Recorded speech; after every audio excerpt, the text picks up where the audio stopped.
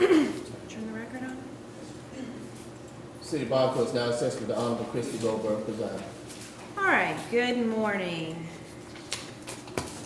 Today we have Jamal Gregory and Eric Cobb, that's right. All right, you can just stay seated right now. I'm gonna just tell you some general rules right now. First of all we're doing this morning is setting bond. This isn't a trial. We're not here to decide whether you're guilty or innocent or anything like that. That's for another day and another judge. This is just a bond setting, okay? You have the right to an attorney. You have one with you today, but also through the course of this case, you'll have the right to an attorney. You can hire one, or you can ask the court to appoint one if you get to a point in time where you can't afford an attorney. You have the right to a jury trial. You can request a jury trial when you go to court. Today, when I set bond, what I have to consider by statute is whether or not you're a flight risk and whether or not you're a danger to the community. In doing that, I will ask you questions, not necessarily about these charges, because you do have that right to remain silent, but I'll ask you about who you are, your family, your education, things like that. I also have to consider your prior record if you have one, and I have a copy of that. We'll talk about that. So let's go ahead and get started. I'm going to do Jamal Gregory first. Mr. Gregory, come stand beside your lawyer. All right, Mr. Gregory, I have 4 warrants for you. They are each for malicious injury to property, some personal property, some real property. But they are each for malicious injury to property under $2,000. Do you understand that's what you've been charged with? You got a copy of those warrants? All right. How old are you? You go to school? Okay. Mr. Rose, what do you want to tell me? Your Honor, Jamal is 21 years old. He has no prior record. He's a scholarship athlete at the University of South Carolina. He's a great young man. At this point in time, we're asserting his innocence until we can see the evidence. I would note to the court that he's been cooperative with law enforcement. Again, no prior record, certainly not a danger to the community or a flight risk. And if mistakes were made, certainly they'll be atoned for, but that'll be for a later time after we've assessed the evidence against him. We're simply asking for a PR bond, as he is certainly not a flight risk or a danger to the community. Okay. Mr. Gregory, where do you live right now? Or who do you live with? I stay on campus. You stay on campus? Okay, in campus housing? Are you due to graduate this spring? Okay, you have another year? So you plan on being in Columbia for the foreseeable future right now? Your Honor, I would note that these are, as you know, all misdemeanor charges, and there are no allegations that anyone was injured, physically injured. Okay. All right, can I hear from the victim's advocate? Yes, Your Honor, there are actually 4 victims in this matter. They all did state that they did not know the defendant. One of the victims did state that there were over $1,000 worth of damages to both vehicles. We are requesting for no contact and do not return to this information. Okay, no other requests from the victims? No, ma'am.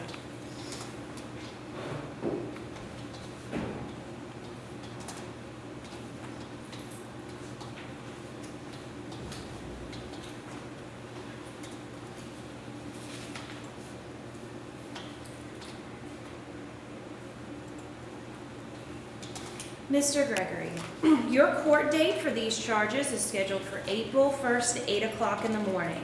That's in City Court. That's 811 Washington Street. You are required to be there that day, or at least have a lawyer contact the court on your behalf, okay? If you didn't show up in court, you could be tried in your absence, and you could possibly be sentenced and a bench warrant issued. So you need to make sure you're there. You understand that? Okay.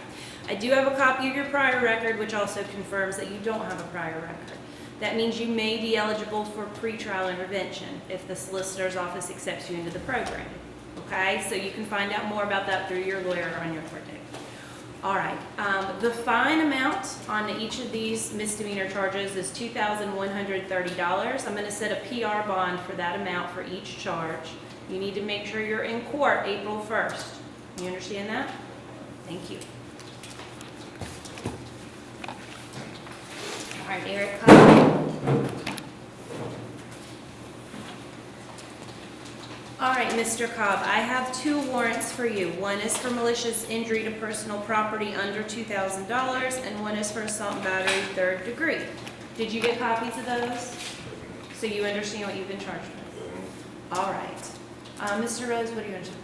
Your Honor, Eric is 19 years old, again, no prior record, and we simply asked for a PR bond. He's not a danger to the community, not a flight risk, was cooperative with law enforcement. Mr. Cobb, do you live on campus as well? Okay, what year are you in school? Freshman? So you're planning on living in Columbia for the next several years?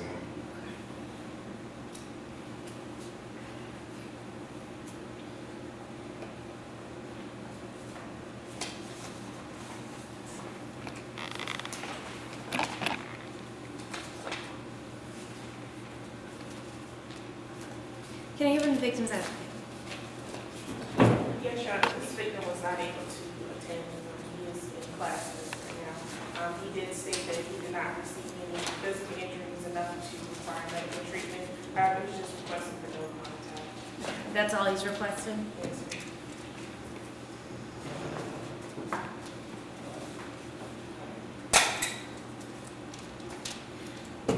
I did neglect to say, Mr. Cobb and Mr. Gregory, I am gonna have a no contact order. Okay, that's routine. It means while your charges are pending, you aren't to contact the victims in any way, directly or indirectly.